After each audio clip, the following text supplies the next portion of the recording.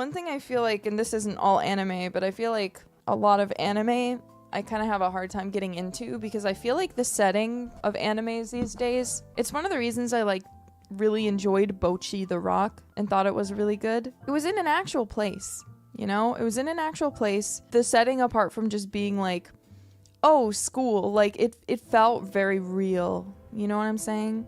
Like I felt like I was in a real place. It felt like things started to get familiar versus just being copy paste anime school because we're in a school setting. You know, so I really enjoyed that. And then I also really enjoyed that it's like, oh, well, they go to the club and it's the same club every time, but that's part of what gives it that kind of homey feeling. And it's like, it is a real place. I think you can go to the place that it's based off of, like a lot of this stuff. And I feel like stuff like that is just so wonderful because every time that happens in like an anime or anything like that, I'm like, thank you so much. Because I just feel like, again, I feel like a lot of anime are just kind of lacking that, where it's nondescript school setting in nondescript Tokyo, you know, or like nondescript countryside, and it doesn't really like have a like, I guess the feeling I'm looking for is it doesn't really feel consistent. It's not that it's not consistent, but it doesn't really feel connected, if that makes sense. Like in Bocchi the Rock, somehow, because it's based on real things, it feels really connected. I like can see how everything connects versus like, for example, another show I really like though that has this problem is Komi Can't Communicate. I freaking love Komi Can't Communicate,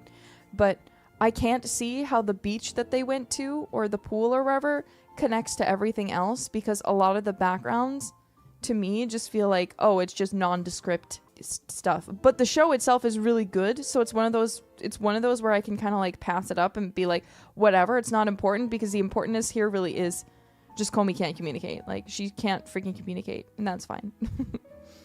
Komi can't communicate and she is cute. I'm not really looking at the backgrounds, but the world building isn't really there for me. It's not there for me that like, if I wasn't so focused on that, I would like be really like, I don't get it.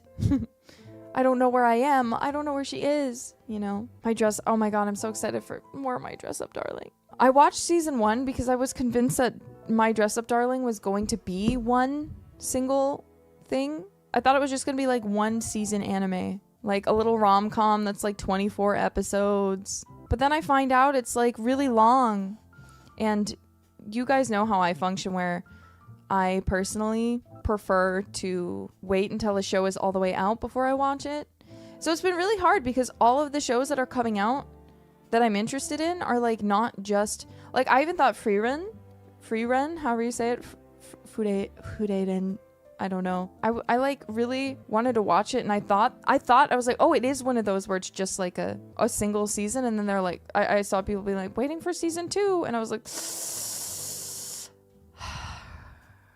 did you watch My Dress Up Darling in dub? No, but that's because I was watching it right as it aired. However, our friend Amelie, also known as Monarch, is the lead. She's Marin Kitagawa, so hell yeah. But I was watching it as it aired, and I was like locked in. I was super locked in. I was like, oh my god, I need to watch this show. I have a friend who watched it dub just for her, and he liked it. I mean, there's a lot of really good dubs out there. They just have like such a bad reputation because I feel like it's popular to hate on dubs. I'm not gonna lie. I feel like people think they're cool if they hate dubs. When they're like, there's just a complexity in the Japanese that cannot be reached when you translate it over to English. And also, all English voice actors are bad.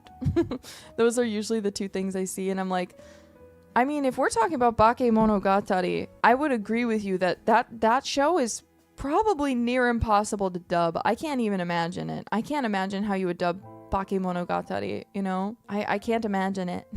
Not because I think that a dub would be bad, but I just think translating it is really, really superbly difficult. And there's some shows like that, but I'm gonna be so honest. Most shows that people say that about aren't like that. Like when people are like, how could they dub Love Live? This dub is so shit.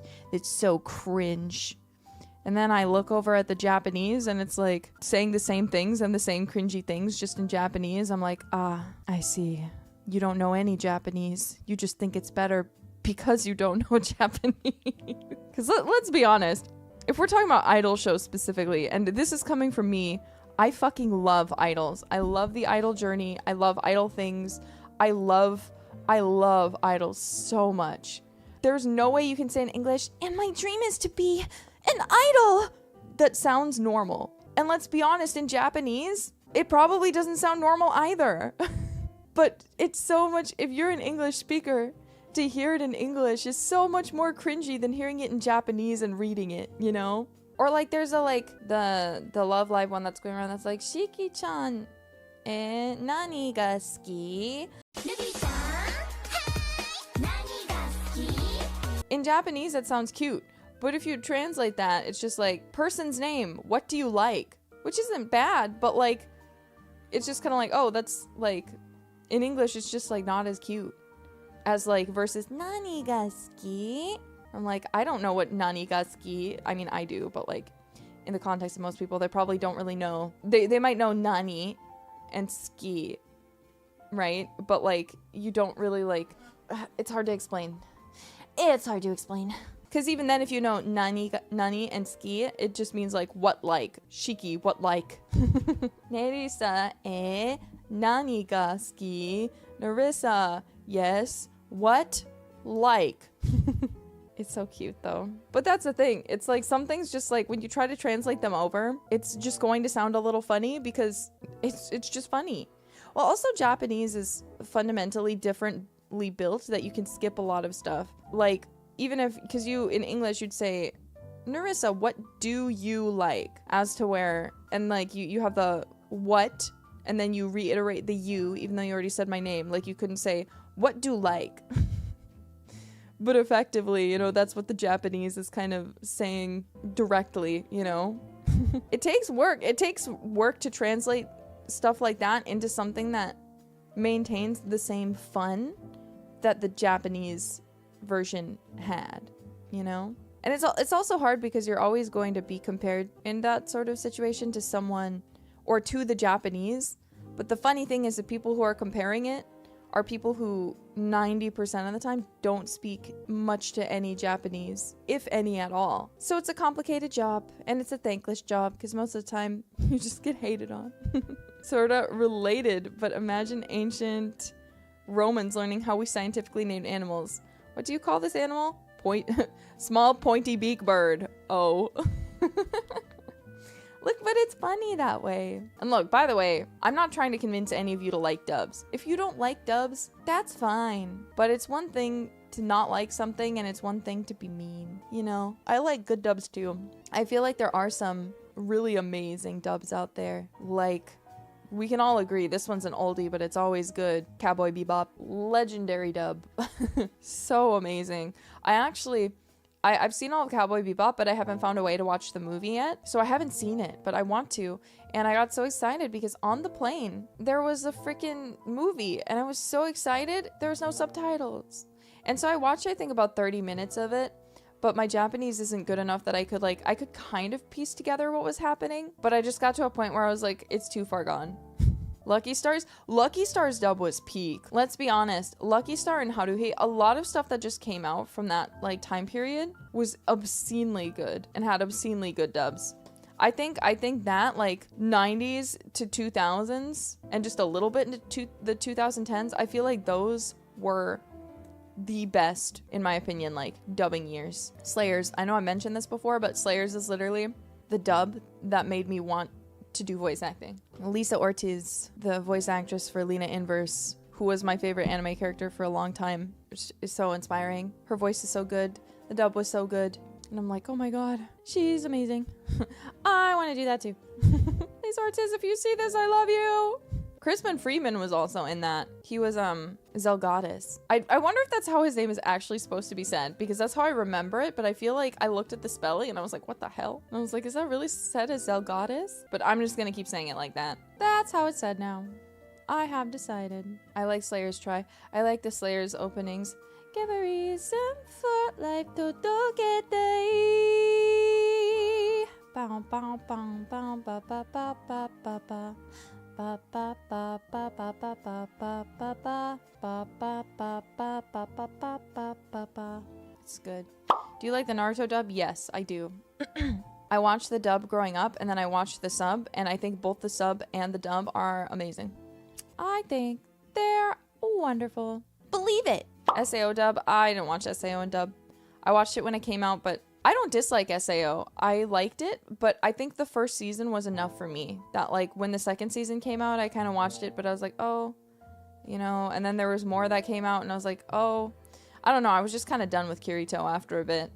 Like, I really liked the first season, and if it was just the first season, I would have been, like, perfectly happy.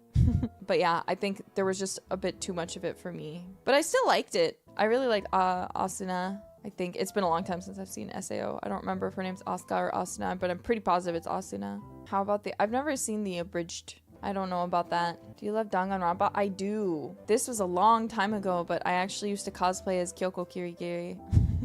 I really liked Danganronpa, and I really liked season 2 of Danganronpa. I'm actually talking about the games. I don't remember what the second game was called, but I really enjoyed it. I was like, wait a minute, this is peak?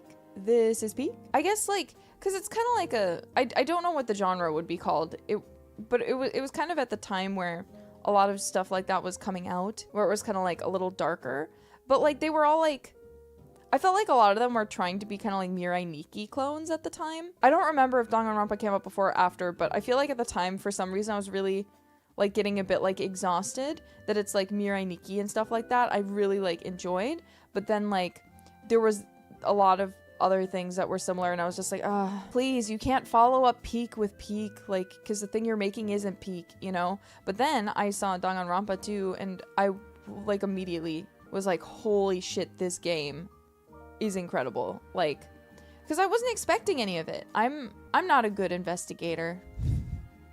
I'll be honest, I'm not a good investigator. Darling in the Franxx, I really liked that anime, and I really wanted to like it more than I did, but Darling in the Franxx, I felt like fumbled at the end. I felt like it had a really good setup, and I was really into it, but there came a point where I was just like, oh, it's like Game of Thrones, you know, where like it starts out so good and you're so invested, you're locked in, okay? But then suddenly you still watch it to the end, but then you're just like, oh, okay, I guess. This wasn't what I was really expecting, but I guess if that's how it's gonna end. But yeah, Mirai Nikki. I was obsessed with Yuno Gasai for a long time. Which isn't really a good thing. It's nothing to boast about. Yeah, I was obsessed with like the queen of Yandere. I love her. Yuki, 愛してる。かっこいいよ。